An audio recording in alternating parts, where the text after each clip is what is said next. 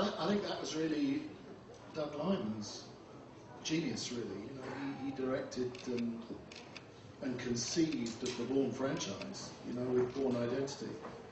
And I think it was he really that understood two brilliant things. Firstly, that you could take this character Jason Bourne from the pages of a Cold War novel and create a very new kind of action adventure hero. And secondly, that you could create a film franchise that drew its roots from 1970s American cinema, and that it would be this kind of collision between mainstream Hollywood and independent cinema, and that's really what I've tried to develop. I think what was interesting about making Bourne Ultimatum was that you know, by the time we sat down to make Bourne Ultimatum, obviously the franchise was colossally successful, you know.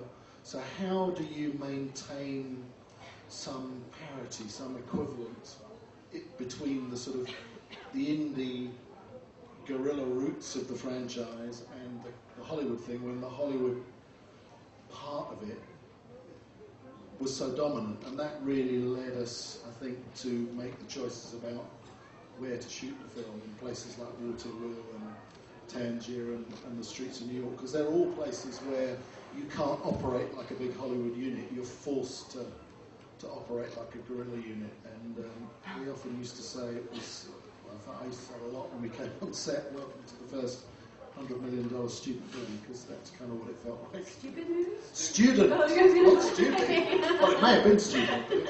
And that wouldn't be the first stupid $100 million movie. Okay.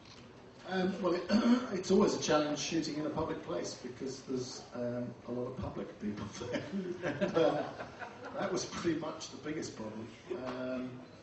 But you have a choice, you know, when you make a film, whether to try and cut yourself off from reality and, you know, set the wagons in a circle and, you know, behave like big movies traditionally behave, and, you know, you become very insulated and isolated.